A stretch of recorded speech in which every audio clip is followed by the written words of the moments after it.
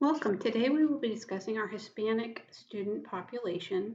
We will discuss what programs and services we currently have and areas that could be improved and options for moving forward. In our strategic plan, it discusses cultural diversity and inclusiveness, which is the focus of this presentation.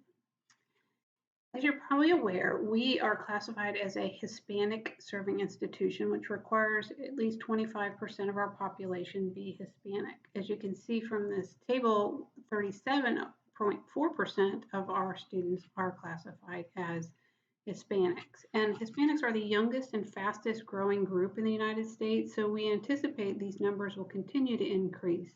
So we must make sincere efforts to meet the needs of these students. So some of the challenges that we face is the less than 1/4 of all Latino students who begin their educational experience at a community college will transfer and earn a bachelor's degree. Also, 61% of Latino students nationally are in need of at least one developmental course upon entering college. And they also have a significant unmet financial need issue, and some attend only part-time, which if they're only on campus part-time, they may not be aware of the services that we provide. And in the Hispanic culture, the family is most important. We often have students that miss classes because they need to watch a younger sibling or take a family member to a doctor's appointment or other family responsibilities.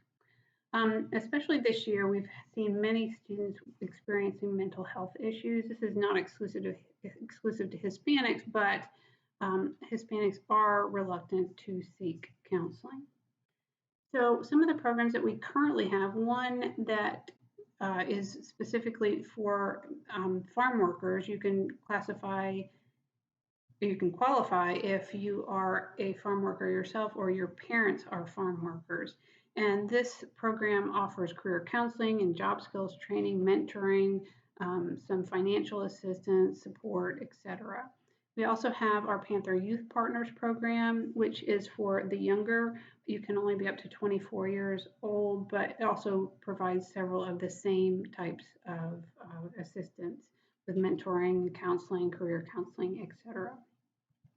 Some services that we offer for all of our students. One is our Pete's Panther Pantry, and that provides non-perishable foods and hygiene products, which are given to us through donations. We have the Dress for Success program, where we have free, gently used clothing for students in need. We have tutoring through our tutoring center and also through Smart Thinking. And we also offer Baycare behavioral health services, which offer mental health services. And this is a free service that we offer to our students. I think we can do a better job in letting people know about that program. There's many students that are unaware that it exists. So in order to provide a welcoming environment for our students, we need to have cultural relevance for them. We need to provide an opportunity for students to physically connect with others who understand their background and their experiences.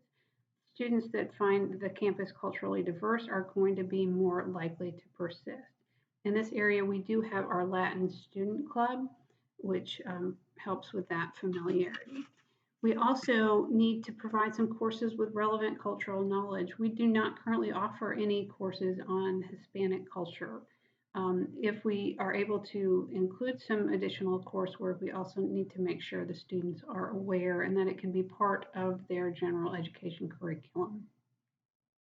We also need to provide opportunities to give back to their cultural communities. This is very important in Hispanic culture.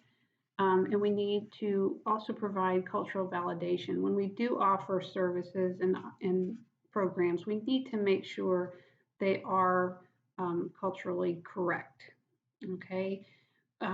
We need to make sure they're accurate representations of their culture. And also in the Kiama and Crispin Norris studies, they indicate a sincere need to provide opportunities for students to engage with peers in diverse backgrounds to help solve real world problems.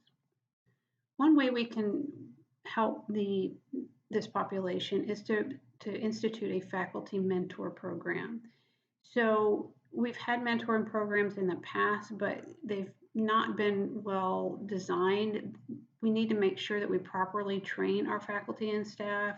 They need to be aware of the barriers that these students are facing, and they must have cultural awareness and competence.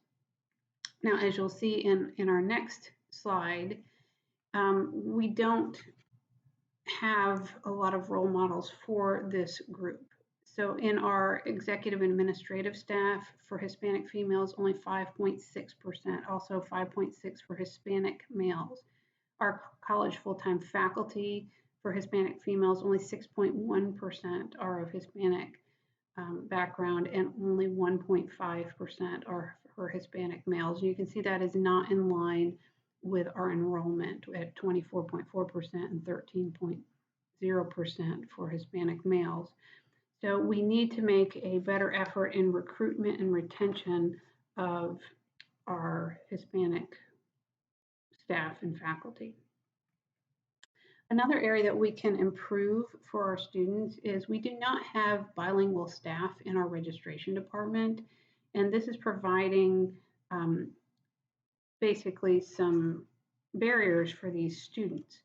So if we also have a Spanish version of our orientation program, this may help the families and the students. So since Western cultures, stress independence, the Western culture students, don't have any problem with this, but Hispanic cultures have this strong emphasis on family. And if we develop bilingual orientations for not only the student, but for parents and family members who typically may not have college experience, this may help them with strategies to support their student and actually help them deal with the changing nature of their relationship with their student.